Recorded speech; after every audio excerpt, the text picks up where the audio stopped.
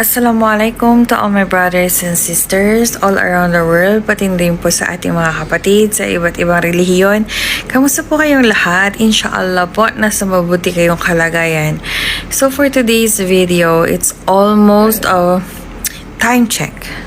It's 4:53 in the morning and naghihintay po ko ng adhan para sa aming Fajr prayer.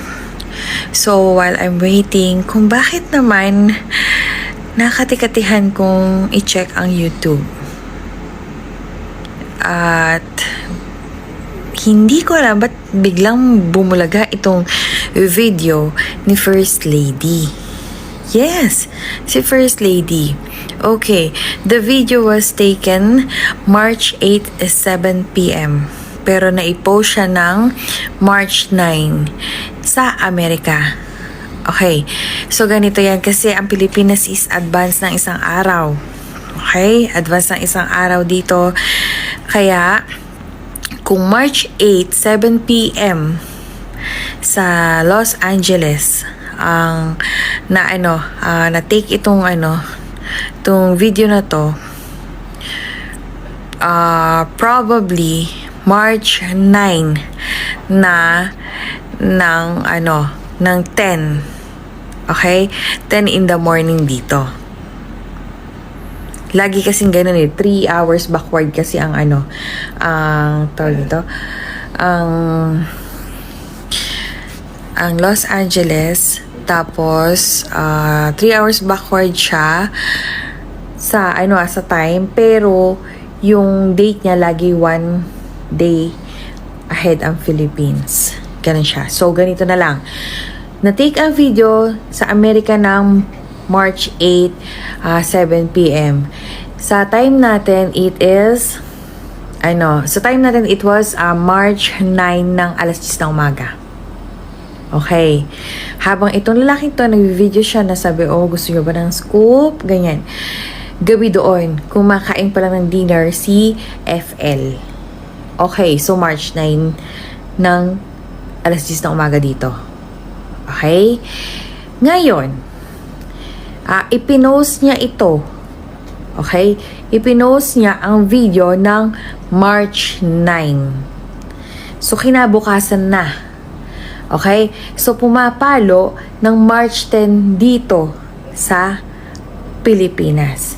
Pero itong tao na nag-post na to, hindi niya pa alam na mayroong nangyari ng problema nung gabi ng March 8 up to midnight ng March 9 sa Los Angeles yon, okay? Or sa Beverly Hills. Pero dito sa Pilipinas, nung oras na yon, that was March 9. Okay? Nung gabi kasi, March 9 ng alas 10 ng umaga yung dito sa time sa Pilipinas, nung time na kinukuha niya yung video. So, ngayon, nung may nangyayari ng kababalaghan doon sa Amerika, that was March, March 9 na ng ng hapon dito. Okay? Tapos sinabi nga nila, ni-report na nga nila, after 7 hours, kaya pumalo siya ng March 10. So, ibig sabihin, guys, March 10, okay? March 10 dito sa Pilipinas at March 9 doon sa Amerika, na andon si FL. Okay. Sinasabi niya na Monday dito sa Pilipinas, sabi ni Castro. Okay? Naalala nyo? Monday daw. Around 4:58 in the morning, nandito na daw sa Pilipinas si FL ng Monday, March 10. Guys, okay. From LAX Airport to Philippines, kung direct flight yan, 13 hours. Okay? 13 hours flight yan. Kaya magtataka ka, paano? Ano yun? Merong one stop na dito na kaagad si FL? No. So, ito na. ito na ang katunayan na si FL is nasa Amerika nung time na masyegi itong si Pawi. Okay? Ito na yon. Panoorin niyo yung video na susunod. Okay?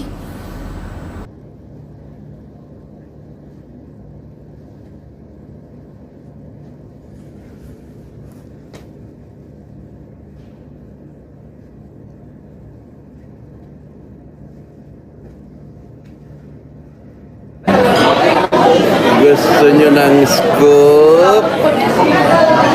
Ayan, First Lady ng Pilipinas nandito sa Noy Pit. So, ayan. Ayan, nakatalikod. Oh, ayan, di ba? Ayan. Oh, scoop po. Oh. First Lady ng Pilipinas nandito.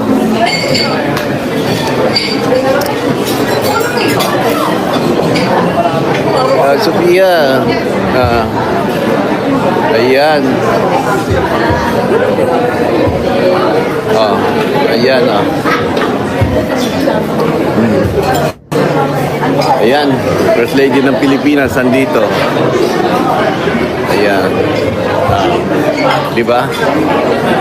Melanie. Ayan oh. First Lady ng Pilipinas. Ayan. Up and close. And personal. Ayan, Eligio. Dito sa ano. Ayan.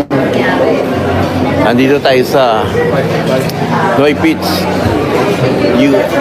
Sa Long Beach. Ayan. Siguro umatay siya ng kasal.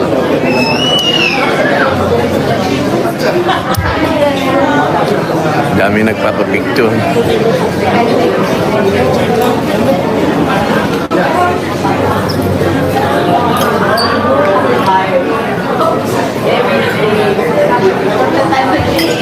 Yun, ha?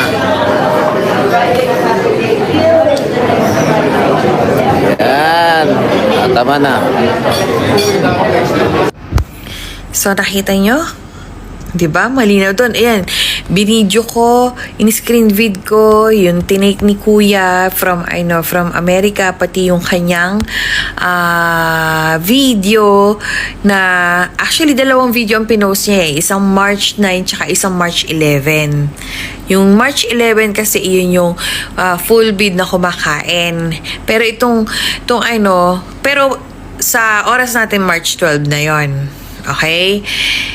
Pero itong unknowingly na i-post niya lang ng clip lang siya, that was pinost niya ng March 9 sa Amerika, pero sa Pilipinas ang time nun is March 10 na.